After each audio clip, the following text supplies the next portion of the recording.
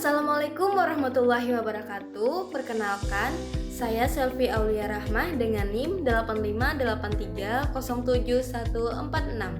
Saya merupakan mahasiswi Universitas Terbuka UPBJJ Banjarmasin, program studi PGSD semester 7. Pada kesempatan kali ini, saya akan melakukan praktikum IPA SD tentang sistem pencernaan manusia. Tujuan praktikum ini adalah untuk mengurutkan bagian-bagian sistem pencernaan dengan benar. Alat dan bahan yang saya gunakan yaitu gambar sistem pencernaan serta alat tulis. Baik, berikut penjelasan saya. Sistem pencernaan merupakan sistem penting yang berperan mengolah makanan dan minuman yang kita konsumsi menjadi zat yang lebih sederhana agar dapat diserap tubuh. Dari proses tersebut, tubuh memperoleh berbagai nutrisi yang dibutuhkan oleh organ-organ dalam. Proses pencernaan makanan dimulai ketika makanan pertama kali masuk ke dalam mulut.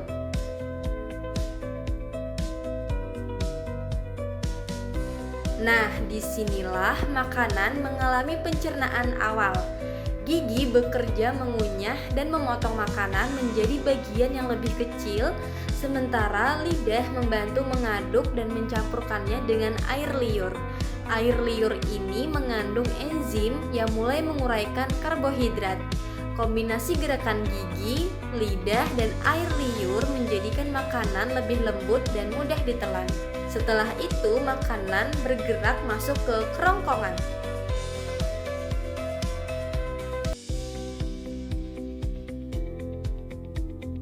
Kerongkongan adalah sebuah saluran panjang yang menghubungkan mulut dengan lambung.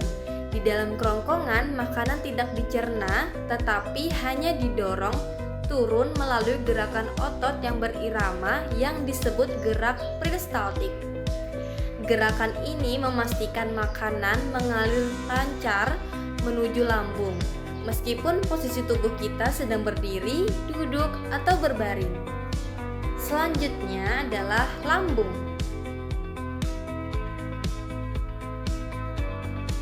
Sesampainya di lambung, makanan berada dalam sebuah kantong berotot yang mampu mengaduk makanan dengan kuat. Lambung mengeluarkan asam dan enzim yang bertugas memecahkan makanan menjadi bentuk yang lebih cair. Campuran ini disebut chymus.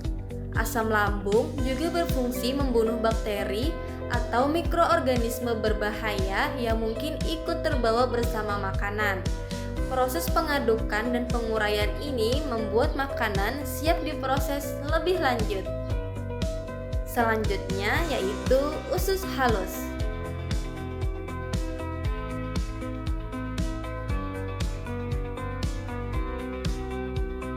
Makanan yang sudah menjadi chymus kemudian mengalir ke usus halus. Disinilah sebagian besar pencernaan dan penyerapan nutrisi terjadi. Usus halus memiliki dinding yang dipenuhi tonjolan-tonjolan kecil bernama villi dan mikrofili yang membuat permukaannya sangat luas. Enzim dari pankreas dan cairan empedu dari hati membantu memecahkan lemak, protein, dan karbohidrat. Setiap nutrisi kemudian diserap melalui villi dan masuk ke aliran darah sehingga tubuh dapat menggunakannya sebagai energi, bahan pembangun, dan kebutuhan lainnya. Berikutnya adalah usus besar.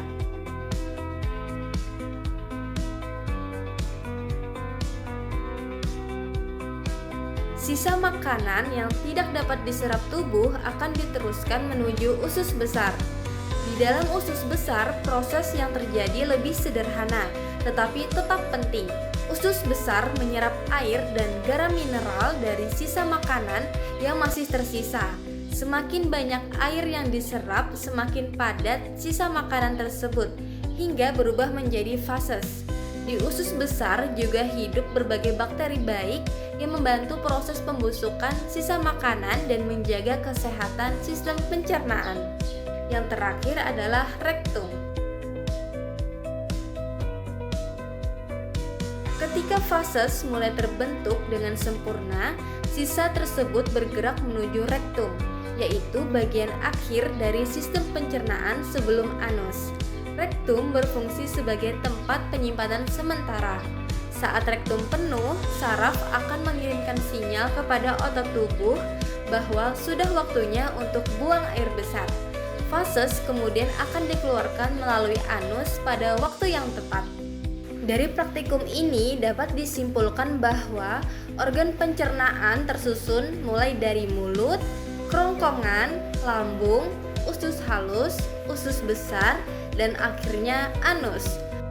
Baik, itulah tadi penjelasan saya mengenai sistem pencernaan manusia. Semoga bermanfaat. Wassalamualaikum warahmatullahi wabarakatuh.